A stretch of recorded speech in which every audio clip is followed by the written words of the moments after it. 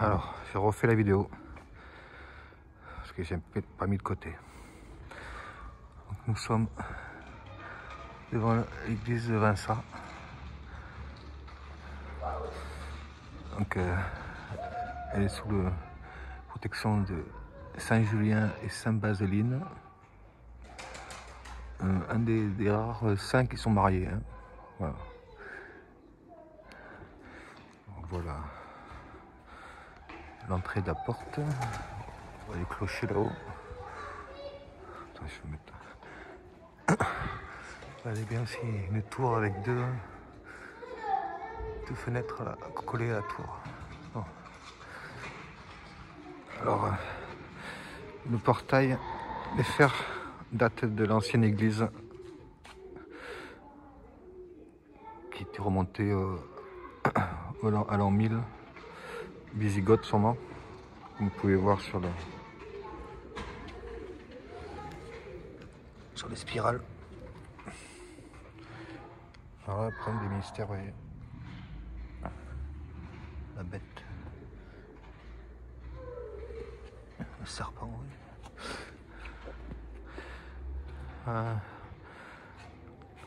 Donc cette église de Vinça a été reconstruite à partir de 1730, 29 pour être exact. Elle a remplacé une ancienne église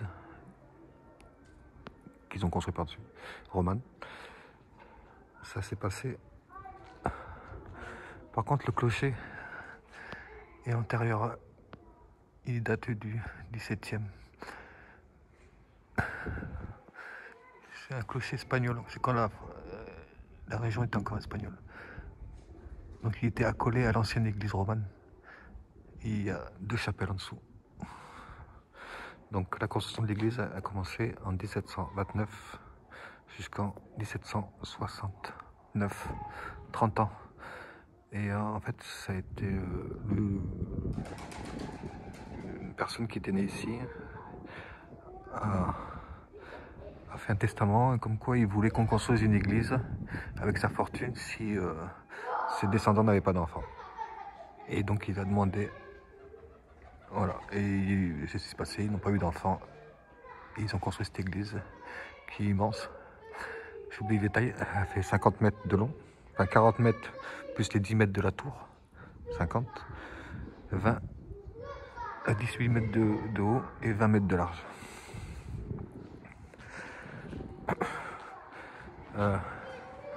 Savoir que ce panneau 1789 a été mis en 1905. Déjà, c'est un des plus grands panneaux qu'ils ont mis comme ça de cette date. C'est un des premiers mystères, vous verrez pourquoi après.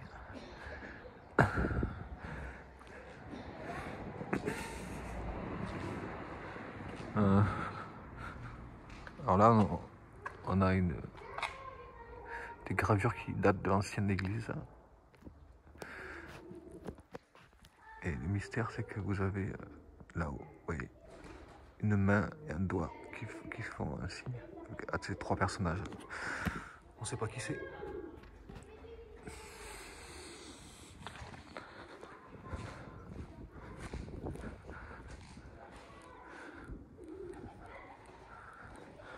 Alors là, on arrive à un grand crucifix de la mission fait en 1870, d'après le panneau. Il est immense.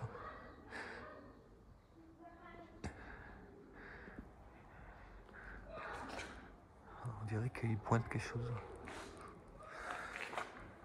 Et regardez là ce qu'ils ont mis.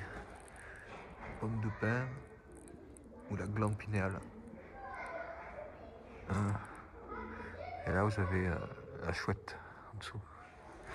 Avec les ferrures, vous voyez.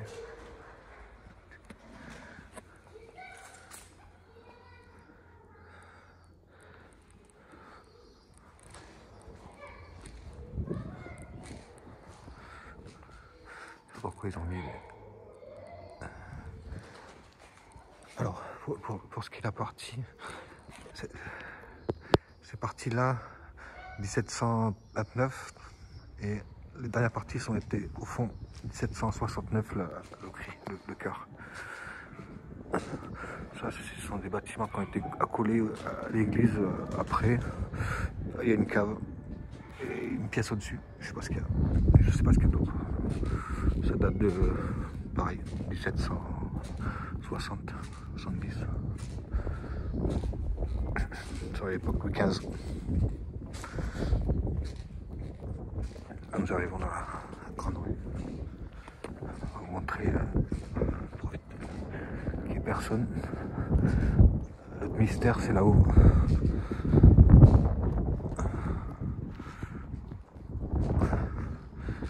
Alors là, nous avons déjà un premier B ou alors autre chose.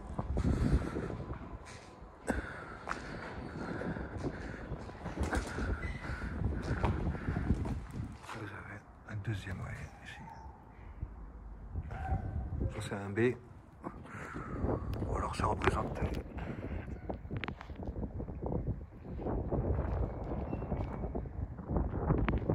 les paires de cymbres. C'est deux gargouilles.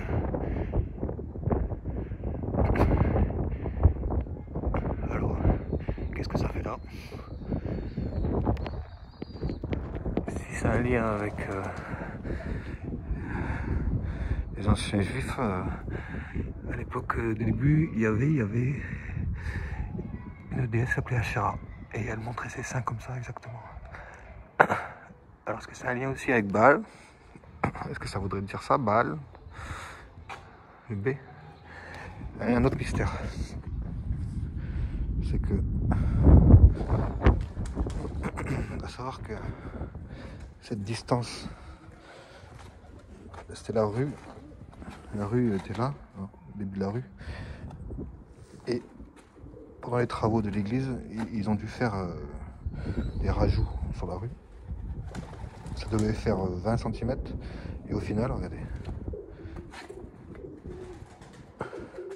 Donc si on arrive là, hein, la distance de là à là, c'est 1 mètre. Vous me dire normal, mais sauf que le mètre a été inventé 30 ans plus tard, en 1795, enfin, à partir de la Révolution française. Et là, nous sommes en 1769. Voilà.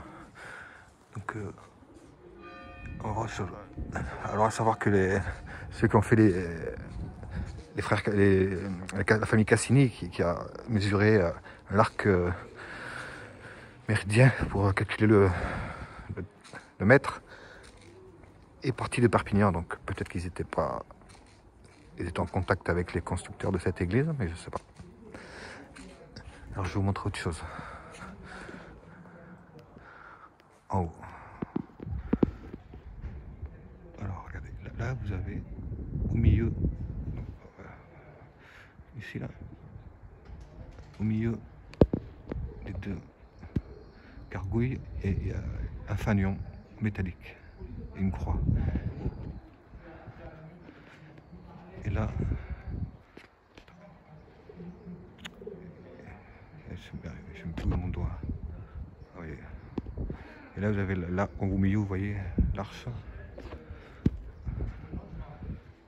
Et une arche avec une croix aussi. Là, vous avez une autre tour avec 2 arches. Et là, sur le bord,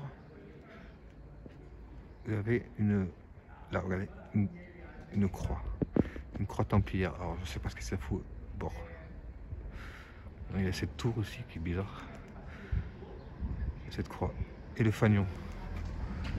Je vais vous montrer une autre rue. Avec les... Regardez. Vous voyez la maison, la forme, là, c'était pour les charrettes, tout ça.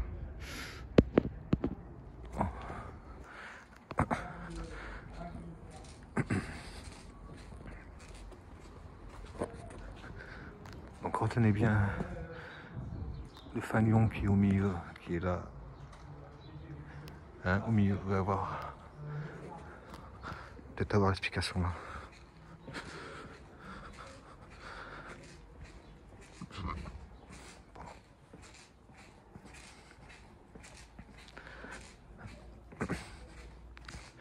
Nous remontons les rues qui longent les murailles derrière, les anciennes murailles. Et on arrive au presbytère. C'est marrant que ça soit le presbytère, mais c'est comme ça. Vous voyez, c'est bien le presbytère. C'est moi, oui. Regardez ce qu'on a au-dessus de ce presbytère. B, S, A, une sorte de dragon dessus avec des selles. B, R, et là une batte. 1689. Vous vous rappelez au-dessus de l'église, 1789. Et je trouve que l'église, l'entrée est exactement là-bas.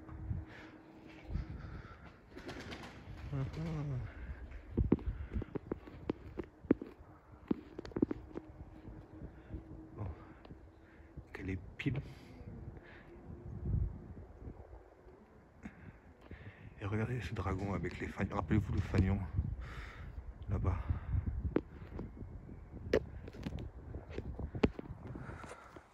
Alors, pour ce qui aurait marqué, j'ai demandé à l'IA, l'IA Google, voir. Elle me dit: bonne Sainte Anne, priez pour nous. Donc Sainte Anne, c'est la mère de Marie. C'est peut-être possible. Peut-être autre chose aussi. Le A et le S, c'est peut-être autre chose. Alors regardez, ça, nous sommes derrière l'église et nous avons une chapelle en haut. Et au-dessus de cette petite chapelle, vous avez un autre fanion. Bon, là, avec le vent, vous ne voyez pas parce que vous voyez que le... Et en fait, si vous prenez ces deux fanions, vous voyez, le fanion qui est au-dessus et l'autre fanion qui est là-bas, ça ferait le A-dragon.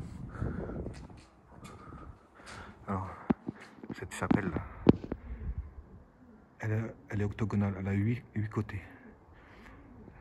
C'est une belle petite chapelle. En fait, dedans, vous avez une chapelle à la rosaire Marie et très intéressante à voir.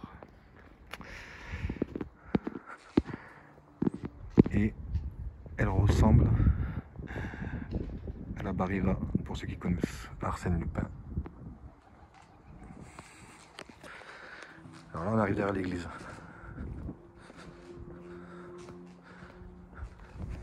Je vous montrer autre chose.